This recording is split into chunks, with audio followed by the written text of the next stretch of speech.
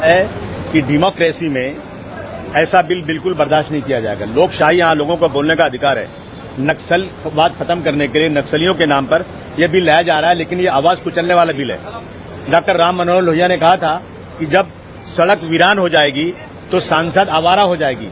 सड़क वीरान है, कोई सड़क पर उतर नहीं रहा है, और हम गांधी जी ने यही रास्ता हमको दिखाया है। और अभी अगर पुलिस को इतना अधिकार मिल जाएगा तो पुलिस तो पहले से लोगों को नंगा नंगा करके मार रही है। पुलिस को अधिकार है, जब चाहे किसी को अरेस्ट कर लेगी पुलिस को इतना अधिकार देना मैं समझता हूं बिल्कुल गलत है। पुलिस राज नहीं है देश में डेमोक्रेसी है।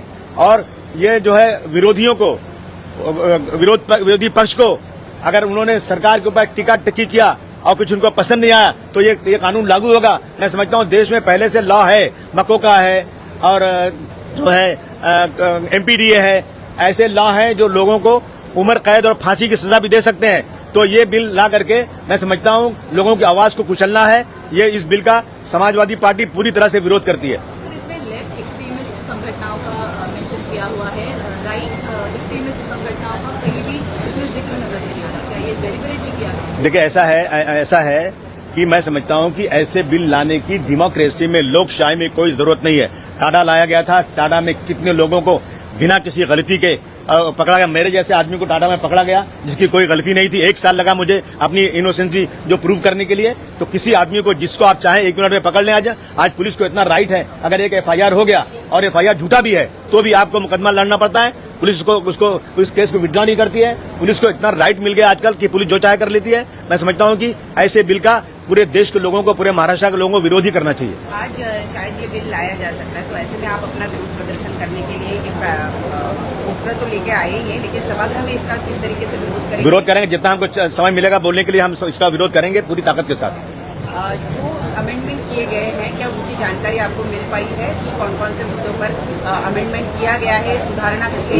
मेरा कहना है कि अमेंडमेंट की कोई जरूरत नहीं है, बिल की ही जरूरत नहीं है। ऐसी बिल लाने की जरूरत ही नहीं है। पहले से जब लॉ मौजूद है देश के अंदर, जब हमें संविधान ने सारे प्रोविजन दिए हुए हैं, तो ये नया बिल ला करके क्या लोगों को कुचलना है क्या? नक्सलवाद खत्म करने के लिए कहा तो भी ये बिल लाया जा रहा है, ऐसा सत्ताधारी कह रहे हैं। फिलहाल अगर देखा जाए तो गृह मंत्री जो है उन्होंने कहा है कि 2026 तक नक्सलवाद खत्म होगा। नहीं, ऐसे वक्त ये बिल लाना खिदमत आपको? नहीं, मैं बोलता हूं कि क्या 1947 से आज तक कोई ऐसा बिल नहीं था जो कि नक्सलवाद को खत्म कर सकता है? आज 75 साल के बाद इस तरह के बिल लाने की जरूरत आज क्यों महसूस हो गई है? आज ऐसा है कि अहंकार है, सत्ता पक्ष को अहंकार है, जो चाहे कर लें लोग।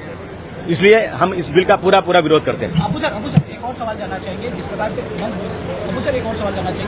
से मोदी सरकार को हराने के लिए इंडिया ब्लॉक बना था, महाराष्ट्र में महाविकास अघाड़ी बना था, वहीं संजय राउत कह रहे कि जो स्थानीय चुनाव है उसको कहीं जरूरत नहीं। तो आपको लगता है कि महाविकास अघाड़ी या शिवसेना पे उसका इस्तेमाल करके लोग कुछ होंगे? ये लोग जो कर रहे हैं ना, ये खुद भुगतेंगे इसको। अगर चाहे अलायंस कायदे से नहीं होगा, और जो पिछले असेंबली इलेक्शन में यही किया इन लोगों ने, एक सीट के लिए लड़ते रहे और सब सीटें हार गए, बड़े बड़े नेता हार गए।